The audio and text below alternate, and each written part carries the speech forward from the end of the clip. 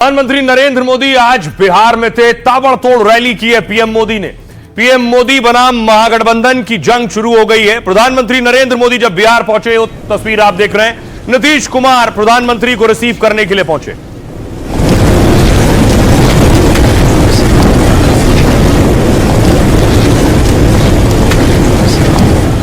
और प्रधानमंत्री मोदी के दरअसल टारगेट पर लालटेन था। पीएम मोदी पूछ रहे हैं लोगों से, जय श्री राम, हर हर महादेव। आप सभी मेरा एक काम करेंगे जरा अपना जय श्री राम, जय श्री राम, हर हर महादेव।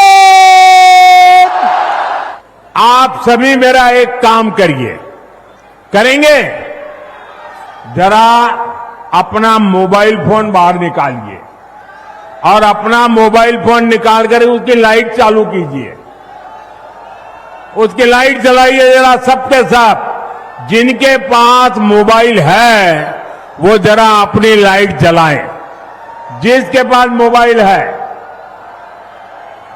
अच्छा आपका लाइट जल रहा है। अब आप मुझे एक बात बताइए, जब इतनी लाइट है, हर एक के हाथ में लाइट है, तो लालटेन चाहिए क्या? साथियों, पूरा देश आपको सुन रहा है, देख रहा है। बिहार को लालटेन और उसके साथी नहीं चाहिए। जय श्री राम। तो प्रधानमंत्री नरेंद्र मोदी कह रहे थे कि बिहार को लालटेन और उसके साथी नहीं चाहिए। फिर पीएम मोदी ने मंच से, देखिए छठ आ रहा है तो महिलाओं को सूप भेंट किया।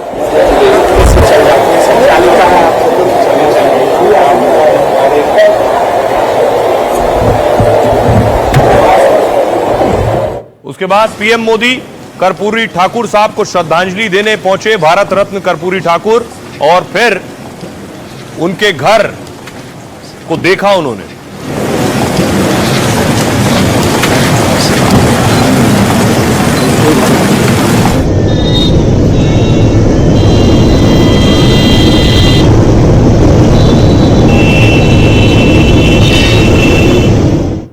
दूसरी तरफ तेजस्वी यादव आज सहरसा में थे, प्रचार कर रहे थे। तेजस्वी इससे पहले यहीं पीएम मोदी प्रचार कर चुके हैं।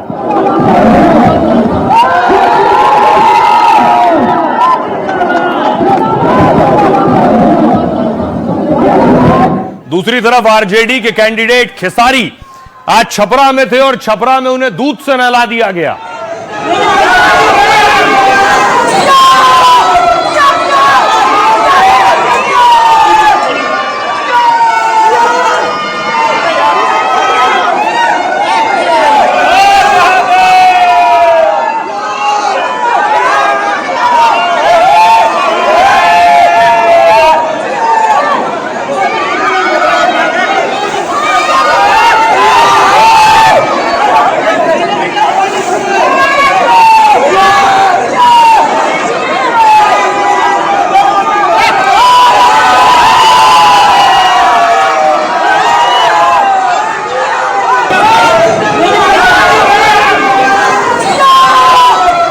एक और तस्वीर देखिए, फिर खेसारी को तराजू में तौला गया, दूसरी तरफ सिक्के रखे गए।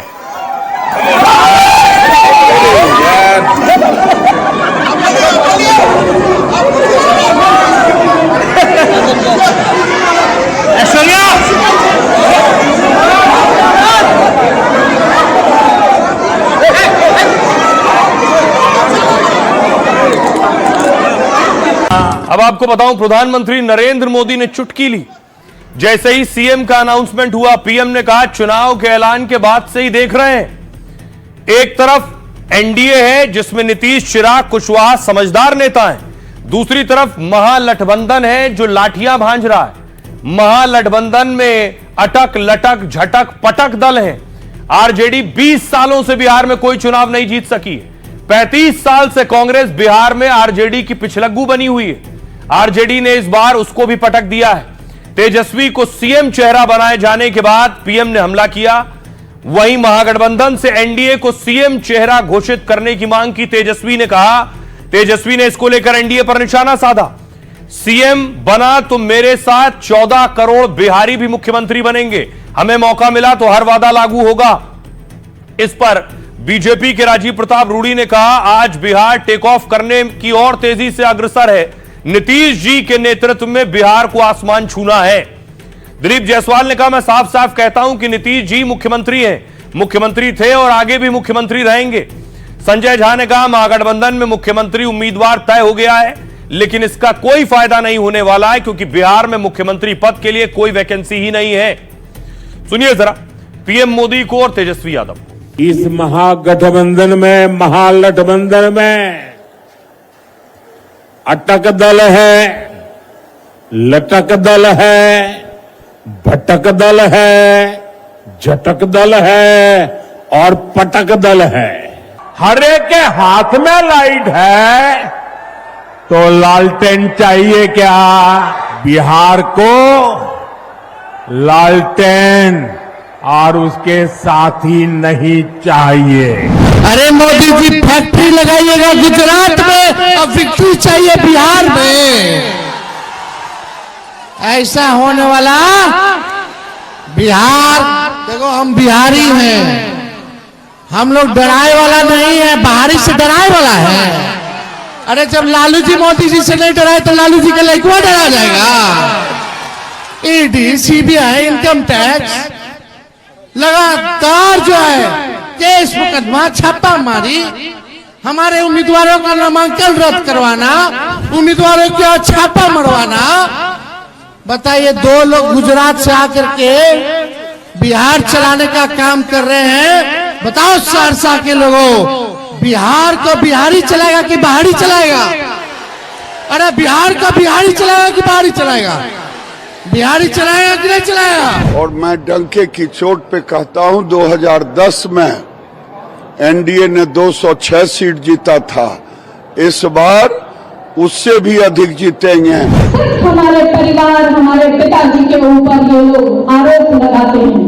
डबल इंजन की सरकार रही है 20 वर्षों तक, एक भी फैक्ट्री लगाई है क्या? मैं आपसे पूछना चाहती हूँ। अब बिहारी मान सम्मान स्वाभिमान से आगे बढ़ेगा। अब बिहारी गाली नहीं बनेगा। अब बिहारी पलायन के लिए विवश नहीं होगा। बिहार को बर्बाद करने वाले से इस बार मुक्ति हर बिहारी संकल्पित है। अब देखिए, प्रधानमंत्री नरेंद्र मोदी बेगूसराय पहुंचे। उसके बाद बेगूसराय में सारे कैंडिडेट्स को एक लाइन से खड़ा किया। मंच से प्रधानमंत्री नरेंद्र मोदी ने ऐलान किया और उसके बाद पीएम मोदी भी खुद उनके बीच पहुंचे। सब एक कतार में खड़े हो जाइए, जरा जगह कीजिए, मैं बीच में आने वाला हूं आपके। थोड़ा लाइन में खड़े हो जाइए, मैं बीच में आऊंगा आपके बीच में। हाँ, जगह कर दीजिए जरा, शाबाश।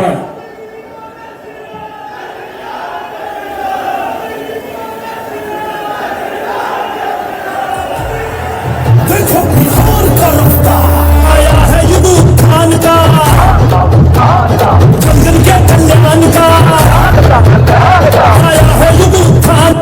जो चुनाव लड़ रहे हैं, अब दूसरी लड़ाई सीएम के बाद शुरू हो गई है डिप्टी सीएम पर। मुकेश सहनी को डिप्टी सीएम कैंडिडेट महागठबंधन ने अनाउंस कर दिया। असदुद्दीन ओवैसी कह रहे हैं, एमआईएम कह रही है एमवाई फैक्टर पर वोट लेते हैं मुस्लिम यादव, लेकिन ओवैसी की पार्टी सवाल उठा रही, महागठबंधन ने आखिर मुस्लिम डिप्टी सीएम का ऐलान क्यों नहीं किया?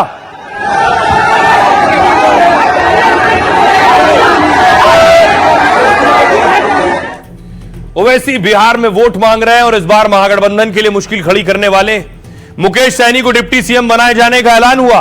एक और डिप्टी सीएम दूसरे समाज से हो सकता है। भीतरघात और नाराजगी को खत्म करने की कोशिश की गई, लेकिन इस ऐलान से बिहार में सियासी बयानबाजी तेज हो गई।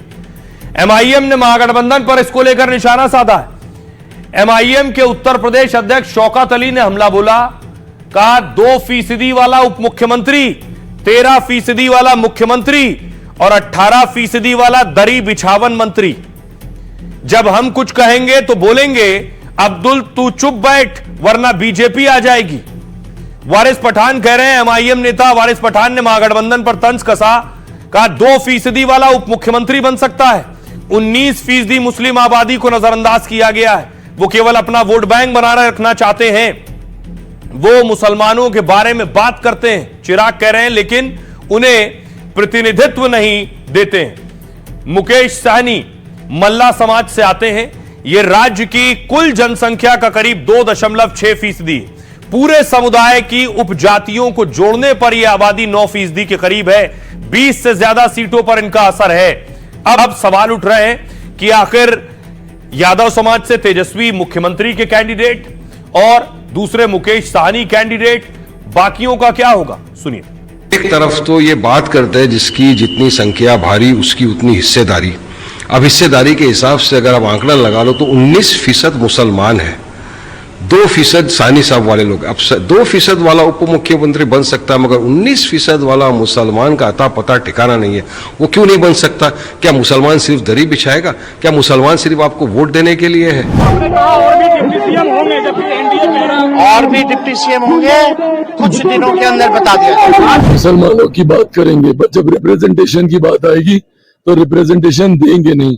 उनको डरा के धमका के अपने साथ वोट बैंक रखना चाहेंगे। साहब कह रहे हैं कि जीत कर आएंगे तो हम भी डिप्टी सीएम क्यों नहीं देंगे? सबको मिलेगा, क्यों नहीं मिलेगा? तो कई डिप्टी सीएम हो सकते हैं भाई, तो महागठबंधन तय करेगा कितने होंगे, लेकिन समाज के हर वर्ग को प्रतिनिधित्व जरूर मिलेगा। ये आज उनको डर सताने लगा है। ये बताएं बीजेपी कि क्या अति पिछड़ा का बेटा, मल्ला का बेटा को डिप्टी सीएम बनना आना, क्या इनके पेट में इतना दर्द है? और वो अल्पसंख्यक भाई के लिए फिक्र हम करेंगे, आप वो फिक्र मत कीजिए। आपके पास भी शाहनवाज हुसैन है, उनके बारे में फिक्र करिए। देश में हमारे जो इतने भी अल्पसंख्यक भाई है उनके बारे में सोचिए और उसके बारे में फिक्र कीजिए। तो नई सियासत बिहार में शुरू हो गई है। इस बीच गृह मंत्री अमित शाह भी बिहार में थे, प्रचार कर रहे थे और सिवान में थे। शहाबुद्दीन के क्षेत्र सिवान में, वहां से शहाबुद्दीन के सुपुत्र ओसामा चुनाव लड़ रहे हैं।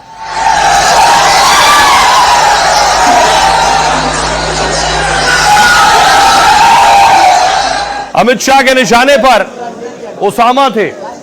ओसामा आरजेडी के टिकट पर चुनाव लड़ रहे हैं।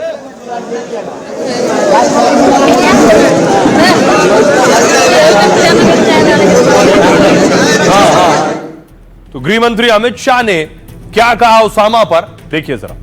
विधानसभा चुनाव में शहाबुद्दीन के तेजाब कांड की चर्चा शुरू हो गई। अमित शाह ने सिवान की रैली में आरजेडी को घेरा।